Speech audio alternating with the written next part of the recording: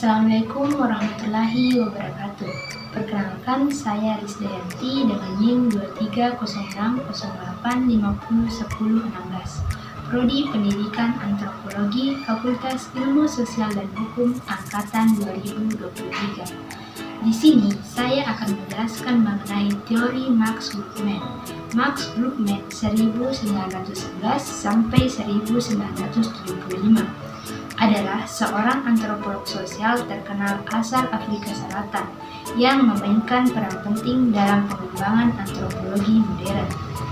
Ia dikenal sebagai pendiri Sekolah Manchester, sebuah aliran pemikiran dalam antropologi yang menekankan analisis konflik sosial, ketegangan, dan perubahan sosial dalam masyarakat. Gluckman dikenal karena teori konfliknya yang menyatakan bahwa ritual dan konflik saling terkait dalam menjaga stabilitas sosial dan solidaritas komunitas. Teoris ini bertujuan untuk menggambarkan cara-cara di mana sistem sosial berinteraksi dan berevolusi. Di samping itu, ia juga mengecam pendekatan struktural fungsionalistik yang terlalu rigid, menekankan pentingnya dinamik sosial dalam analisis antropologis. Teori-teori Max Gluckman yang berkembang melalui Sekolah Manchester memiliki fokus utama pada konflik sosial, ketegangan, dan kontradiksi dalam masyarakat, serta bagaimana masyarakat menghadapi dan mengelola dinamika ini. Beberapa teori utama yang dikembangkan Gluckman dan Sekolah Manchester. Yang pertama, konflik sosial. Konflik adalah proses pencapaian tujuan dengan cara melemahkan pihak lawan tanpa memperhatikan norma dan perilaku. Konflik juga berarti proses menyangkut usaha suatu kelompok tertentu untuk menghancurkan kelompok lain seperti konflik kelas. Konflik merupakan salah satu bentuk interaksi sosial. Gluckman berpendapat bahwa konflik sosial merupakan aspek integral dari kehidupan sosial, bertentangan dengan pandangan fungsionalis yang melihat masyarakat sebagai sistem yang terutama stabil dan harmonis. Menurut Gluckman, masyarakat secara alami dipenuhi oleh ketegangan dan kontradiksi, dan ia tertarik untuk memahami bagaimana konflik ini tidak hanya berpotensi menghancurkan, tetapi juga bisa berfungsi sebagai mekanisme untuk mengelola ketegangan dan menjaga keteraturan sosial. Max Gluckman menganalisis hubungan antara konflik, moral, keyakinan agama, dan ritual. Dinyatakan bahwa aspek budaya berkontribusi terhadap integrasi sosial. Artinya, konflik tidak merusak sistem sosial. Konflik sosial tidak selalu merusak sistem sosial, melainkan dapat menjadi mekanisme untuk membangun kembali kohesi sosial dalam masyarakat yang lebih luas. Budaya, termasuk kode moral, norma, keyakinan agama, dan ritual, berperan penting dalam menjaga kelangsungan masyarakat dengan mencegah kerusakan sosial melalui adat istiadat. Selain itu, mediasi adalah salah satu model penyelesaian konflik yang bertujuan untuk mencapai konsensus dan integrasi sosial pasca konflik secara damai dengan bantuan pihak ketiga atau mediator. Konflik sebagai alat keseimbangan, Gluckman menunjukkan bahwa konflik tidak selalu mengarah pada kebutuhan sosial, tetapi dapat menjadi alat penyeimbang dalam masyarakat yang kompleks, terutama dalam masyarakat yang memiliki hubungan sosial. Yang kedua, ritual pemberontakan. Salah satu teori yang paling terkenal dari Gluckman adalah konsep ritual pemberontakan. Dalam beberapa masyarakat, ia memperhatikan adanya ritual atau upacara yang tampaknya bersifat subversif atau menentang kekuasaan. Namun, Gluckman berargumen bahwa alih-alih meruntuhkan tatanan sosial, ritual-ritual ini sebenarnya berfungsi untuk memperkuat keteraturan sosial. Contoh, upacara-upacara di mana rakyat memberontak terhadap pemimpin mereka secara simbolis dalam jangka waktu tertentu. Namun, pada akhirnya, ritual tersebut memperkuat legitimasi pemimpin dan keteraturan yang ada. Ritual ini memungkinkan ekspresi ketegangan sosial tanpa menyebabkan kerusakan nyata pada struktur kekuasaan. Namun, hal ini justru memperkuat legitimasi dan keteraturan sosial juga dapat ditemukan dalam budaya Indonesia. Beberapa contoh ritual ini termasuk tradisi yang mencerminkan ketegangan sosial atau kritik terhadap kekuasaan, namun dalam bentuk yang aman dan terkontrol. Seperti pada ritual grebek di Yogyakarta dan Surakarta. Ritual grebek adalah salah satu tradisi kerajaan Jawa yang melibatkan pemberian sesaji berupa gunungan atau hasil bumi kepada rakyat sebagai simbol kemakmuran dan kebaikan raja. Dalam acara ini, rakyat berlomba-lomba mengambil bagian dari gunungan sebagai bentuk harapan akan keberuntungan. Secara simbolis, tradisi ini memungkinkan rakyat untuk merebut kekayaan kerajaan. Tetapi, di balik itu, kekuatan simbolik sultan atau sunan justru diperkuat. Pada bulan Juni lalu, gunungan keluar dari bangsal Pancaniti ke Mandungan Lor dibawa oleh Kanca Abang menuju Regol Brajanala Siti Hinggil, Lor Pagelaran, Keraton Yogyakarta, menuju Masjid Gede Kauman Yogyakarta untuk didoakan dan dibagikan kepada pengunjung ataupun masyarakat. Grebek terbesar merupakan tradisi tahunan Keraton Yogyakarta dalam rangka memperingati Hari Raya Idul Adha 10 Zulhijjah 1445 atau Tahun Jawa 10 Besar 1957. Acara ini secara tidak langsung menjadi cara bagi rakyat untuk melampiaskan keinginan atas kemakmuran tanpa mengganggu tatanan kekuasaan yang ada. Karena Sultan tetap diposisikan sebagai sumber kebaikan dan kemakmuran. Ritual ini menciptakan keseimbangan antara harapan rakyat dan legitimasi kekuasaan. Yang ketiga, teori jaringan sosial dan hubungan saling silang. Max Gluckman, seorang antropolog sosial terkemuka, juga mengembangkan gagasan tentang jaringan sosial yang rumit dan bagaimana individu dalam masyarakat sering terlibat dalam berbagai jaringan yang saling silang. Dalam masyarakat yang kompleks, individu sering menjadi bagian dari kelompok sosial, politik, atau ekonomi yang berbeda. Kelompok-kelompok ini bisa tumpang tindih, tetapi juga seringkali bertentangan satu sama lain. Dampak pada kohesi sosial. Jaringan sosial yang saling silang memiliki peran penting dalam menjaga kohesi sosial.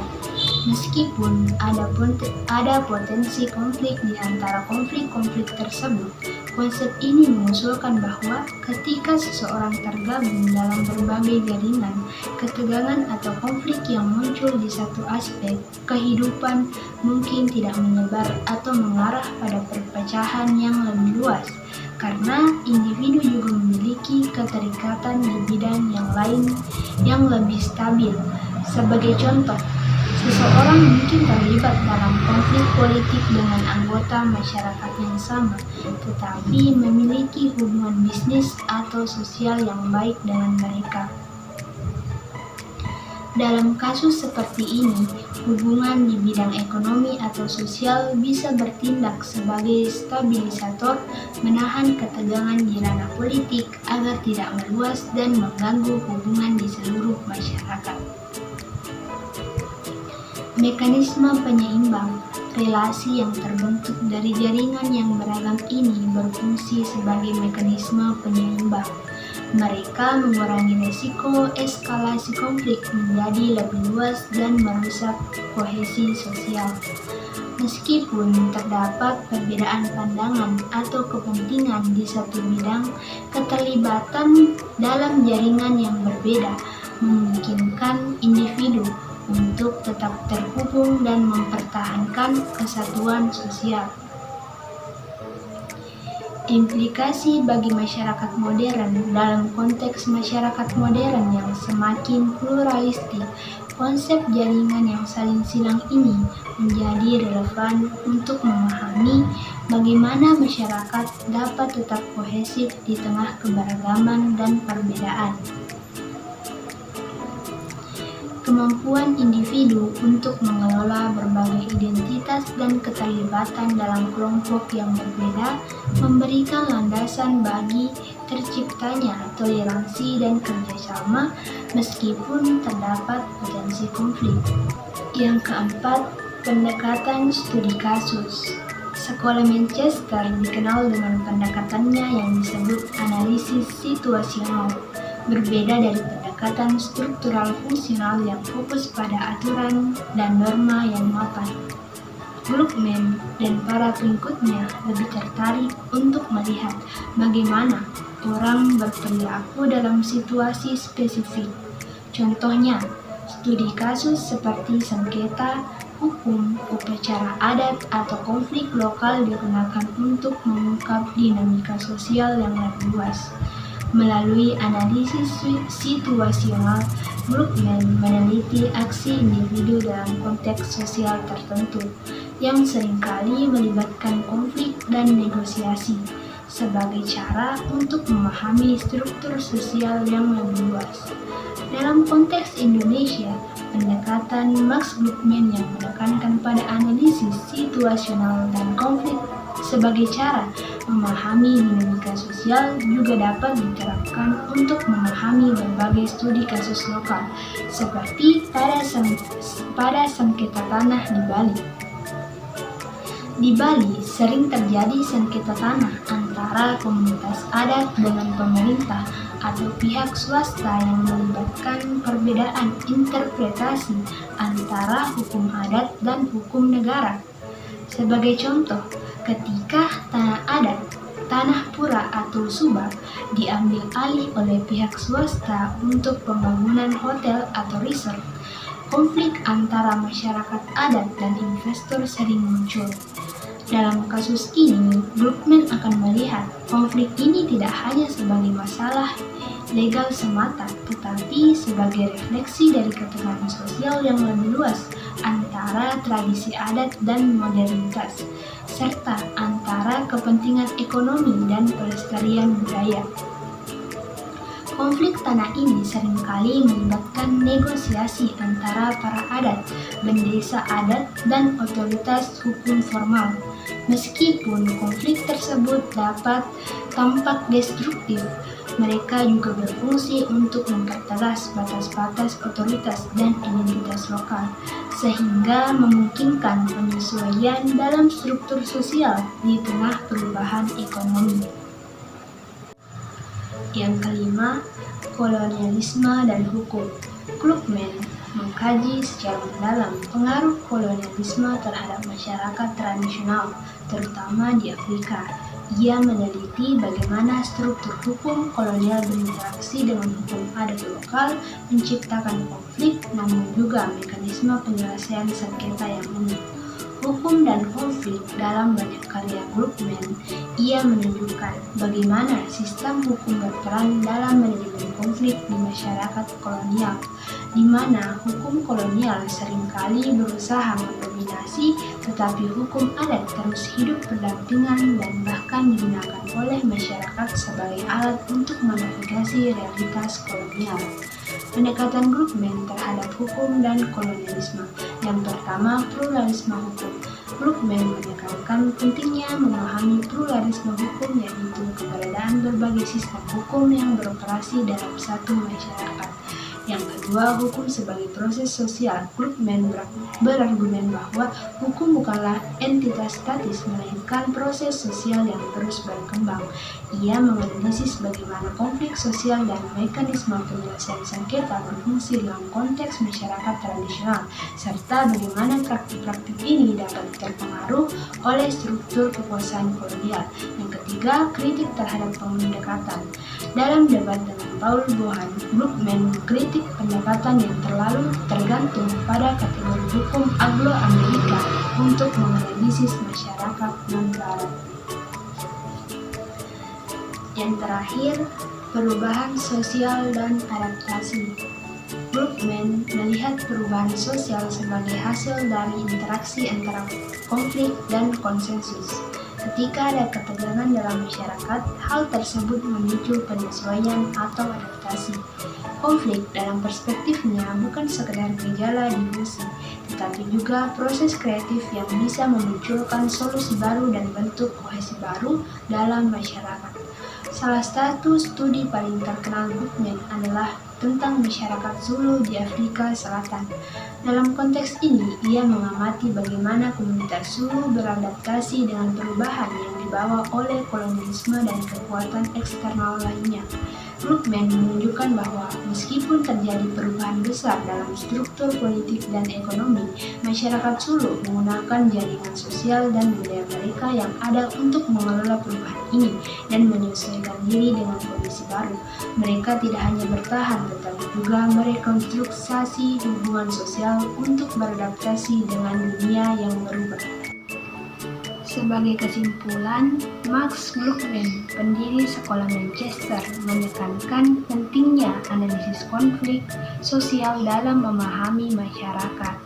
Ia berargumen bahwa konflik bukanlah hal negatif, melainkan bagian integral dari kehidupan sosial yang dapat menjaga stabilitas dan solidaritas komunitas. Dalam pandangannya, konflik dapat berfungsi sebagai alat untuk mengelola ketegangan dan memperkuat keteraturan sosial.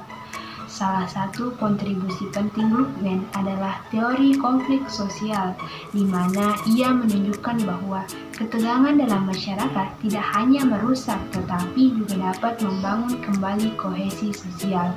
Melalui ritual, masyarakat dapat mengekspresikan ketegangan tanpa menghancurkan struktur kekuasaan. Contoh ritual pemberontakan seperti yang terlihat dalam budaya Indonesia menunjukkan bagaimana masyarakat dapat mengekspresikan ketidakpuasan secara simbolis sambil tetap mempertahankan legitimasi pemimpin. Brookman juga mengembangkan konsep jaringan sosial yang saling silang. Dalam masyarakat yang kompleks, individu terlibat dalam berbagai kelompok yang dapat bertentangan satu sama lain. Namun, keterikatan di berbagai bidang membantu menjaga kohesi sosial. Meskipun ada konflik, hubungan sosial yang beragam dapat mencegah perpecahan yang lebih besar. Pendekatan analisis situasional yang diusulkan Brookman berfokus pada perilaku individu dalam konteks tertentu. Melalui studi kasus, ia mampu menggali dinamika sosial yang lebih luas, seperti sengketa tanah di Bali yang mencerminkan ketegangan antara hukum adat dan hukum negara.